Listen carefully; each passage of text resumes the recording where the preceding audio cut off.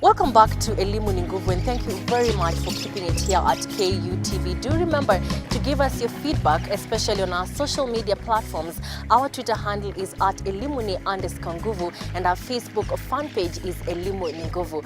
After taking a look at the rich history of sculpturing and savoring the beautiful sculptures across the world and in Kenya, now join me as we talk to Mr. Matthews Mwoki, who is a talent and also a senior lecturer of sculpturing within the Kenyatta University, as he takes us through the details of the course as an art and also the evolution of sculpturing over time.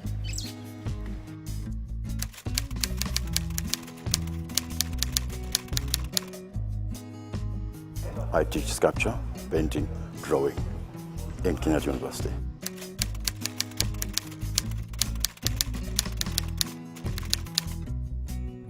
The art has always been with me.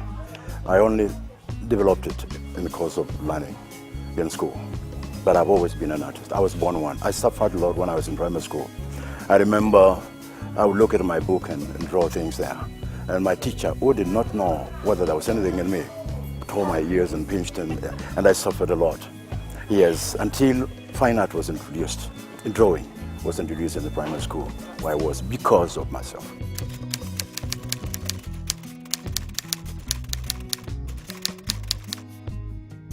Yes, lucky enough, when I got to high school, Machakos Boys, I found there was fine art, and it was very well established. I was very happy.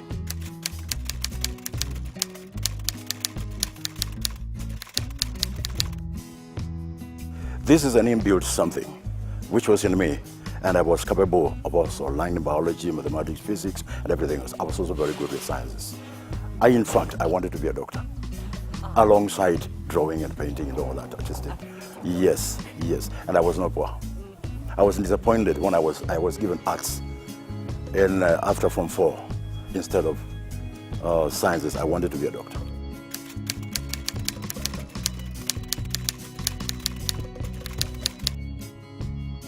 I was in the arts stream. There were two streams of Form 5, the fine arts, no, the arts and the sciences. So I was given the arts. I struggled to get back. In fact, I had to involve my father. But they said, no, he's good with this, he's good in French, he's good in fine art, he's good. So we know he's going to pass. So they guaranteed me passing and joining the university. That's the reason why I joined fine arts stream.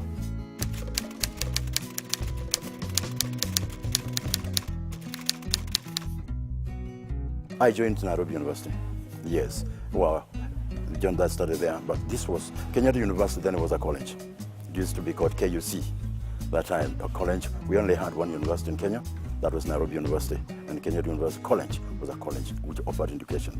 In Nairobi University, I was offered to take BA, which was a less professional course, and after some time consulting with friends, they told me you better take B.Ed in fine art, which is a more professional course. That's the reason why I came to. After 3 months, I joined Kenyatta University College. Those days you could move freely. It's not like these days. Yes. Then I joined here and I pursued. I found there was sculpture, there was painting, there was all disciplines of fine art. And I said, this is what I've been missing. So the animal in me, or the artist in me, was let loose. And I went for the kill. Yes, I did everything pertaining fine art, and that was introductory courses. We did everything. Then second year, we specialized. I took painting, graphic arts, and sculpture. And those were the main courses. But after my graduation, I specialized in sculpture. That's the reason why I'm teaching it right now.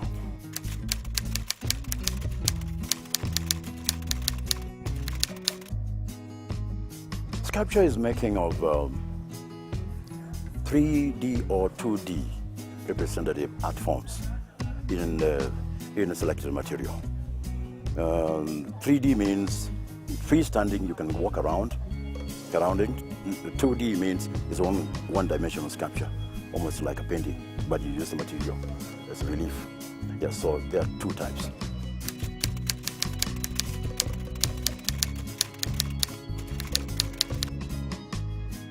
Sculpture embraces a lot of materials, but they are divided into two groups. The traditional ones, which are traditionally used by traditional people, which would include wood and stone and animal parts like ivory. The other ones we call the modern or contemporary parts, material, which will involve cement, plaster, metal pours in both in traditional and also in contemporary. And plaster, even clay. Clay is also traditional. Yeah, so there are quite a number of materials involving even light, use of light, the thing we call hologram, yeah, which is projection light and it forms 3D something, and you can turn it around. Yeah, so we have contemporary materials and we have traditional materials.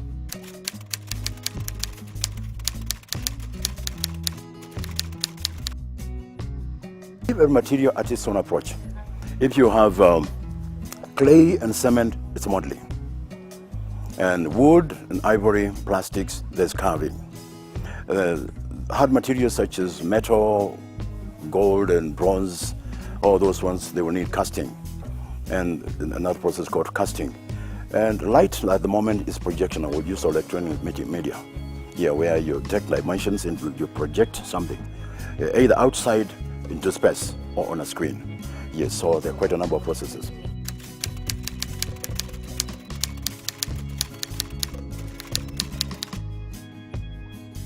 Sculpture as a whole is the existing form of art.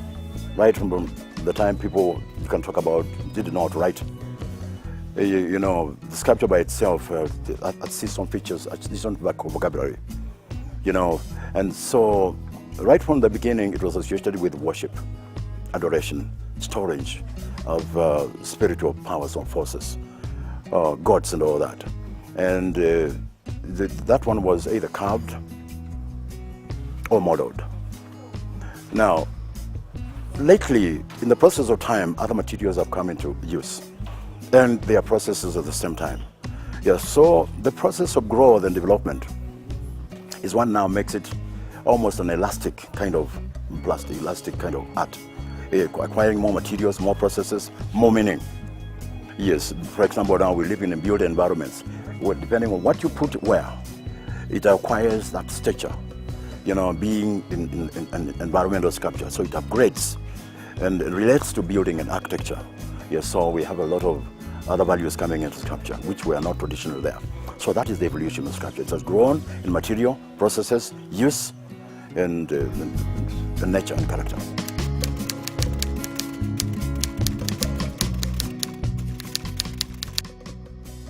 Of course, the character and the values have changed with human beings. We cannot say we are static. And as things change, of course, it has got to be elastic to accommodate new values. And some of the things can also become extinct. But that has not to be so. The monuments we used to make, and by the way, monuments are not necessarily big. Monument is simply grand. It's noble. It's the value invested in stuff that makes it a monument. It may be a small thing, but noble or grand. So from those areas, those times when we used to create representations of our gods and values and the clans and other things, we now at the moment can do commemoration sculpture like we have in Jomo Kenyatta here. We have done it in Kimathi, just around ourselves here. Yes, those are commemorating things. So up to now, the momentum the sculpture picked in the course of history, it's not possible to lose it. It continues growing with us as we grow into this. It becomes even more interactive because it's like if you are going to make a man here and you make, for example, I come from Lokambani, and I just make a man, he will be still understood as a man in Norway. There's no way you can make a mistake and say this is something else, so because we make Lokambani. So it translates cultural English, becomes very interactive. So we value it.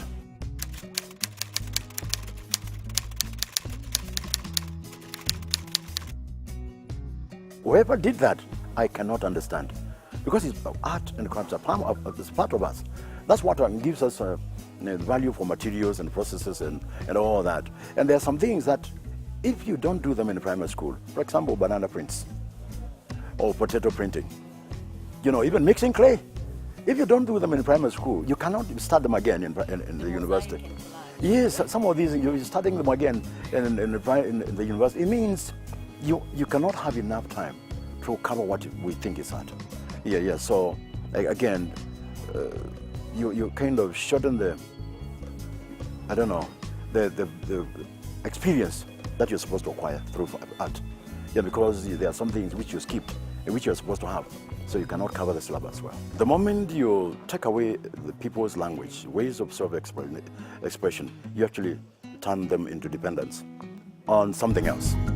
And that's the reason why we have gone on to become very weak in our cultures and our cultural values, even in our institutions. So because we have continued to lose what was traditional and cultural ourselves. So we need to restore that. In case anybody can wake up and realize what is being done by not valuing or promoting what's ours. They need to do that in no time. We need to recover very quickly. So please restore teaching of fine art in school, restore teaching of sculpture. Monuments are always there, and they carry our history. Even the landforms like mountains and hills and rivers.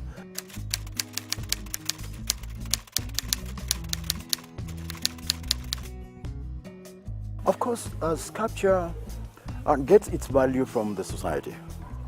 And so you have to study social, cultural, religious, whatever values for you to make a relevant sculpture. Some of the things that I tell my students is that you've got to understand your society, the clientele, the people you're tailoring this to. You cannot stand up and begin to speak in Sheng among people that don't understand you. And much as you may produce something abstract or realistic, make sure that you communicate. And what are you communicating? You have to understand the cultural origins of the values that you're going to store in your sculpture. So you must understand your society. And it's not just making a sculpture or making a drawing. What is it that you're doing? You're making a drawing of what? A man doing what? You're expressing what? Mood, temperament, suffering, pain, happiness, strength, fame. All those things are the values that you put in a sculptural form. Yeah, so you've got to understand the history of people, what they cherish, what they go by, for you to make something very relevant. So you must understand the society.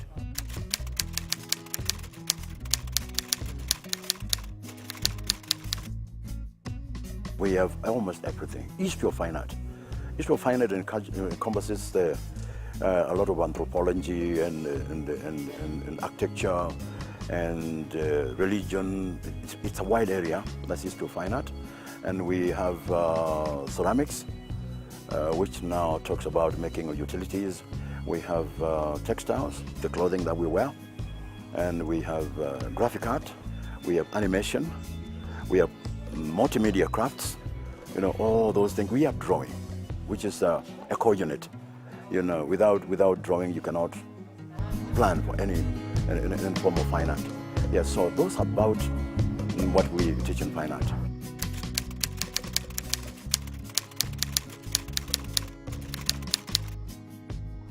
Fine art is a talent, and you have to be talented, and you have to have past with that. Can you produce artworks? That's one of the things. In fact, initially we wanted to become a school ourselves, because there are some people, just like you did initially, who may not pass in mathematics and chemistry and other things, but they're good artists. And they may not even speak English, but they're very good with artwork. If we became a school, we get those people and improve on them. So the first requirement is that you have to be an artist. You have to have the capability of being taught and trained and to produce artworks. That's the best component of an artist. Yes, and then from there you have to be sober, healthy. We at the moment depend on the university joint admission board intake. Yes, so once you get there, if you've taken fine art, then you belong to us.